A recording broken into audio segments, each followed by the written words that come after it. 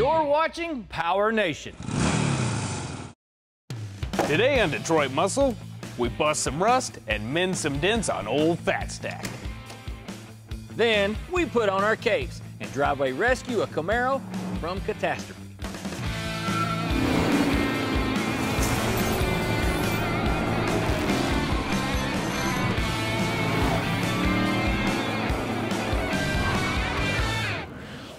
Hey guys, if you're into throwing sparks, making noise with a grinder, and enjoy the smell of metal in the air, you're gonna like what we're doing on Fat Stack today. That's right, we got our chassis looking like $1,000,000, but now it's time to shift our focus over to the body.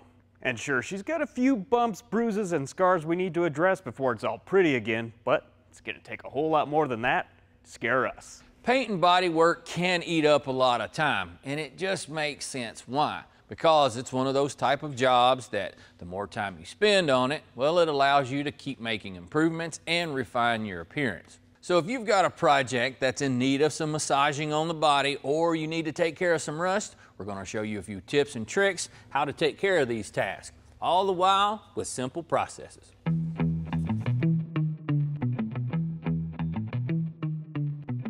Now, it's no secret that rust in the rear quarter panel area is a common Achilles heel in these old vehicles. And if you've got a project at home that's roughly 25 years or older, chances are you're gonna run into this issue. And with old Fat Stack, we actually got pretty lucky. The fact that this is the only problem area on the entire car, well, it's truly a blessing. And a lot of that has to do with a big chrome trim piece that used to run along this bottom edge. What happens is eventually over time you get sand and water and dirt, all kinds of stuff trapped in between that panel and that trim piece, and eventually it rots through. Luckily, making this kind of repair isn't all that difficult or complicated, but can be a little intimidating to you guys that have never done it before. But if you've got some basic air tools like a wire wheel, grinding stone, and a cutoff wheel, well, you're already in good shape. And if you've got a small MIG welder like a 110 or a 140, that'll work just fine for this application. But first things first, we need to cut the rusty metal out of this car. And there is a way that I like to map it out so that I'm not trimming off more than I need to. Using a roll of masking tape, lay the top edge in the middle of the body panel line. I like to use a marker to trace the bottom edge of the tape just in case it doesn't hold when cutting.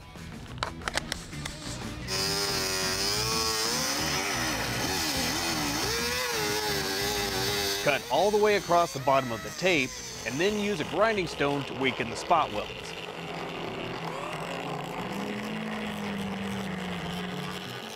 You can also use a drill bit or even a spot weld cutter. Once you've given everything a good once over, you can yank the panel until it pops loose. You know, guys, sometimes in life things don't always turn out as you originally planned. As you can see, we've got some extra corrosion on these inner braces that we need to repair. Now, I've already took the liberty and built a couple of patch panels. We'll get all this nastiness cut out, weld these in, and then we can move on to the outer skin.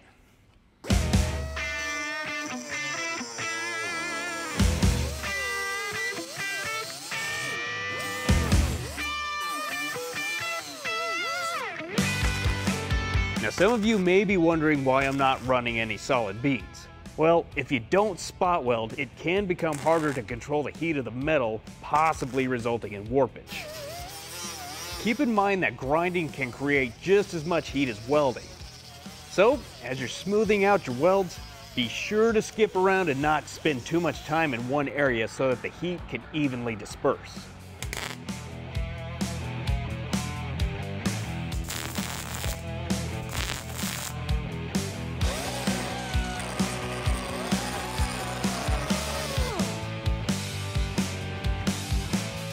Well guys, we got our patch panels welded in. Still got a little bit of surface rust on this back part. I'm just gonna go ahead and rust treat that. Once that's secure, we'll spray in some black epoxy primer. We'll call this thing done.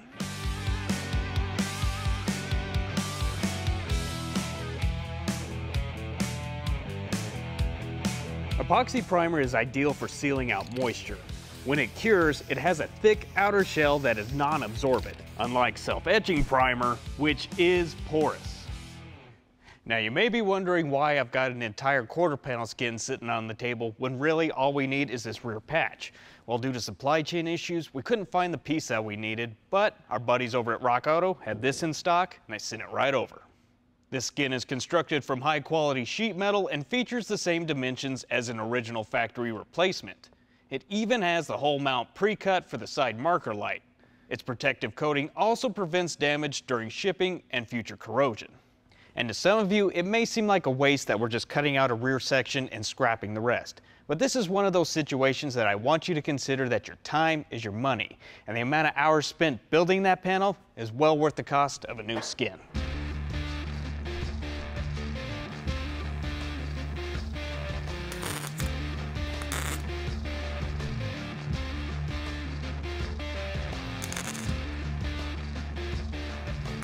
Now, if you want to TIG weld this piece, go right ahead.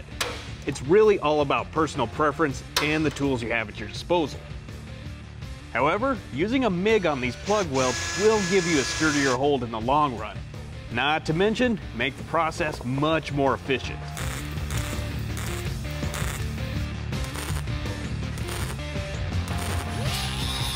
After your welds are in place, you need to evenly smooth out the surface.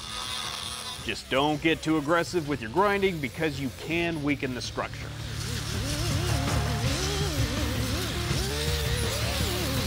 I recommend a 36 grit roll lock because it gives the metal a gritty surface for the filler to latch onto, along with a nice clean finish.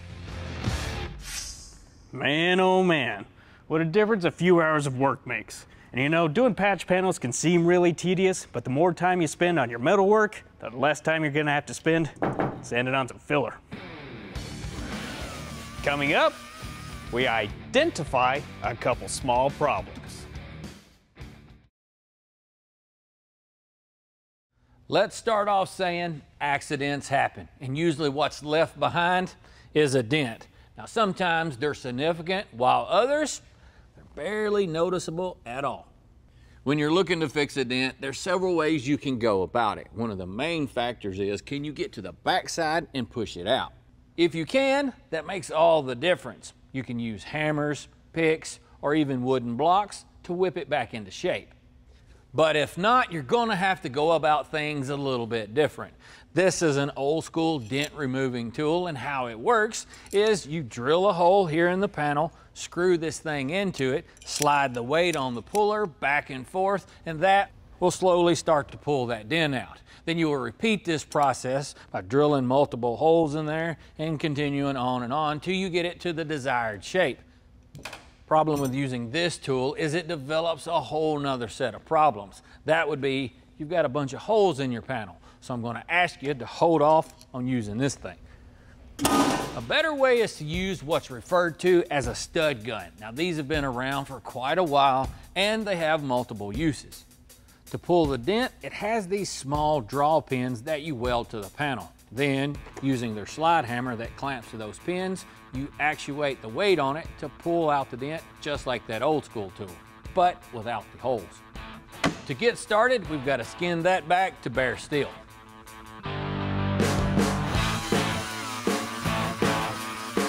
I'm using a 50 grit sanding disc to make light work of stripping down this heavy Chevy.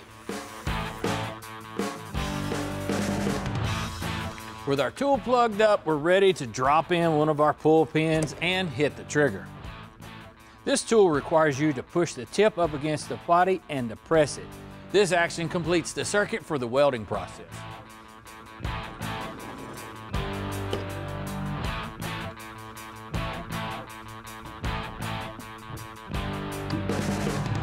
That glowing tip you see before you is not a special effect. That metal is molten.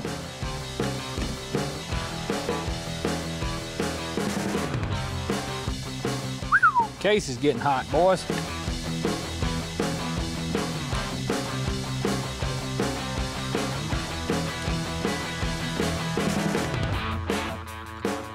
Now obviously, the more pins you put on, the more points you can pull from. And it may take you a round or two to get this thing dialed in. I'm using this to actually see how deep that dent is, but with our pins in place, we can start pulling. What we're trying to do is take this thing from concave and undo what happened. So you want to move things around slowly. You'll start to see the dent work itself outward as you start to move the metal. Also, you don't want to get too eager and pull it out too far, or else that will create a whole new problem. Let's check it, man, let's check it. Our panel's looking good. Now we just need to remove the pins. You just simply clip them off, grind off the excess.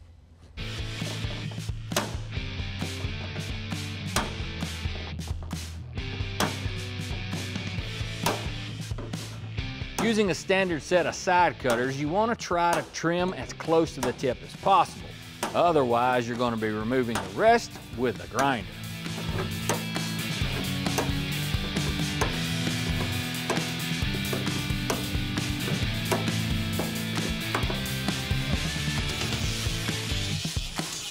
Now I'm going to step it up to 36 grit with the air sander to make sure I get everything nice and smooth.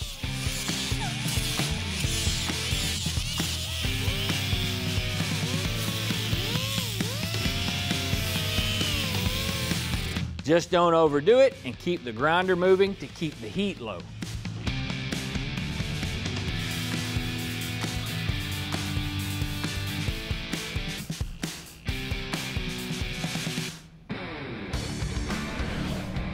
Up next, we hit the road and test drive an F-body fave. Sometimes we travel far and wide to find our next Rock Auto driveway rescue. And it isn't always some rusty relic from a dusty barn. Sometimes the car is in near perfect condition, like this '73 Camaro. If you saw this Detroit muscle pass you on the highway, you would think that it's in mint condition. But sometimes though, looks can be deceiving. We hit the trail knowing our buddies at Rock Auto would have whatever we needed to help fix up this iconic piece of Detroit muscle.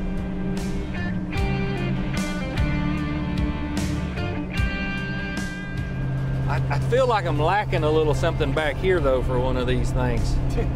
Like, I don't know what it is. Yeah, these second-gen Camaros, man, they've really come into their own in popularity. The aftermarket support's strong on them, and a lot of guys are building these cars up in really cool ways. I tell you, just tooting around in this car right now, pretty day like it is. Doesn't get much better, does it? It don't suck, I can tell you that. It don't suck.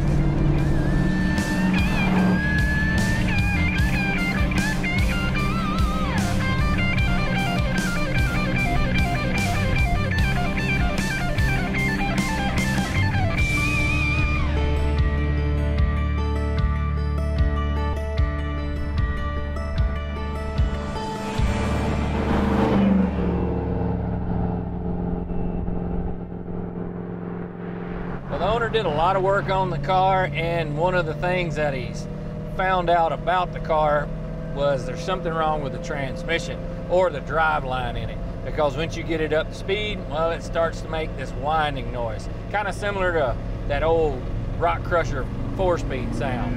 And he didn't really know if it's in the rear or in the transmission or exactly what, but we both know that that kind of repair, oftentimes people don't enjoy it because it's kind of so precise of a repair you gotta do. Yeah, it's gotta be frustrating for you to put this much time and effort into a car and get it this far, and then it just kind of lays down on you.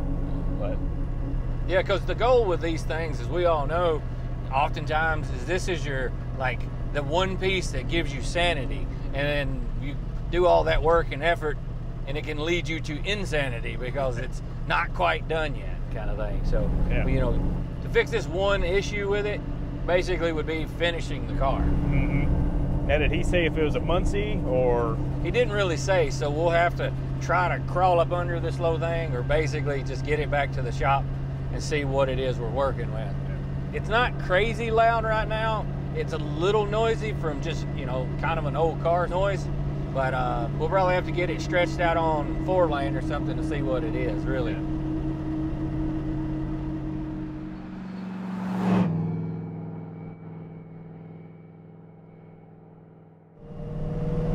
Yeah, it's in the transmission. Yeah. You can hear it. And it's not like the M22 Rock Crusher whine either. Like, it's a little more obnoxious. Right. Like there's an issue. But with this thing, when it goes to dead third and it's like, that tells you there's something going on in third. Because otherwise, the speed in it, if you're at 29 at the top of second and you shift into third and you climb to 30 and instantly it goes, burp, I bet it's not because you hit 30 miles an hour. It's because you went into third gear. We were living every muscle car guy's fantasy, cruising around in this old Camaro. But that dream quickly shifted into a nightmare though when we dropped it into third gear. We're gonna have to open her up to see what exactly is going on. Luckily, Rock Auto is a one-stop shop where we can get everything we're gonna need to dig into the transmission and get her going again. When you're taking apart a transmission, it helps to be in what you could call a sterile environment. So we made the call to just load this thing up and haul it back to the shop. And obviously when it comes to transmission issues, the more miles you put on, the higher the risk of making things worse. So it's a good thing we brought the enclosed trailer.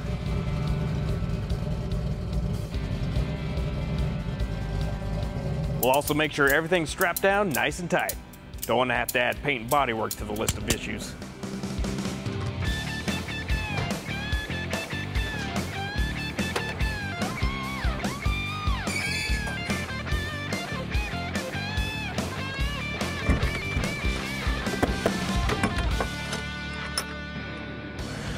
Coming up, we play doctor and open up a Saginaw 4-speed for a transplant. Well, we got our 4-speed out of the Camaro and up here on the table. The first thing we're going to do is snatch this drain plug out of the bottom of it. And you know, there's nothing quite like the smell of old 90-weight gear oil.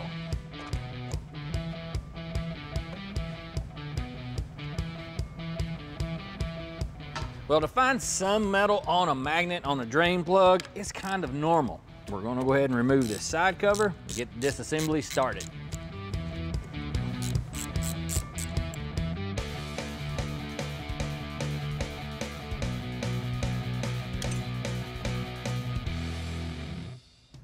Well, good news is we don't have any broken or chipped teeth that don't really look like, so probably just got a bearing going out in it.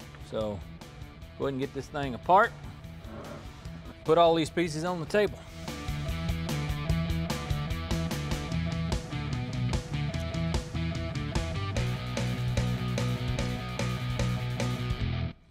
Well, I'm unboxing the rebuild kit that we got from Rock Auto. Whenever you pick up one of these for a standard shift transmission, there's usually not a whole lot in it.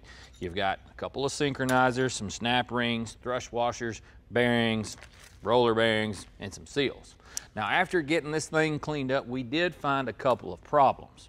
One of them is our wave washer was broken, chipped up, and extremely fatigued. Second, both bearings are very noisy. You spin them and they make a whole lot of racket. I can feel the vibrations through my fingers, where if you take these new ones, give them a spin, smooth as butter. Now it's time for the fun to begin.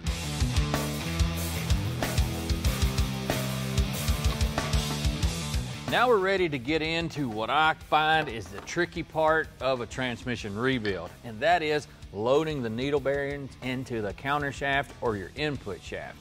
Now what goes on here is you take these little pieces here and you have to stack them up around the inside of this bore. And how that gets even more tricky is you've got to then take this, slide it off into that case and keep all them things from falling out. Cool little tip for you is to use a wooden dowel and some grease.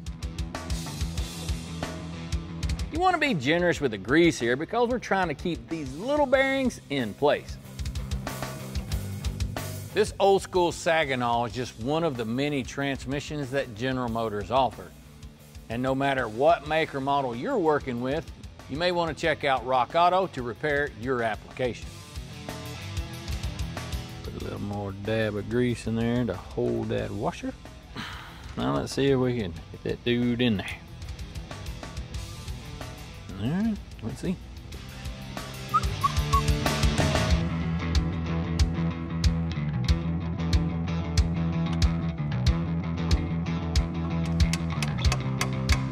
Once you get that in place and knock the dowel rod through, you just need to put everything back in its home and get it under the Camaro.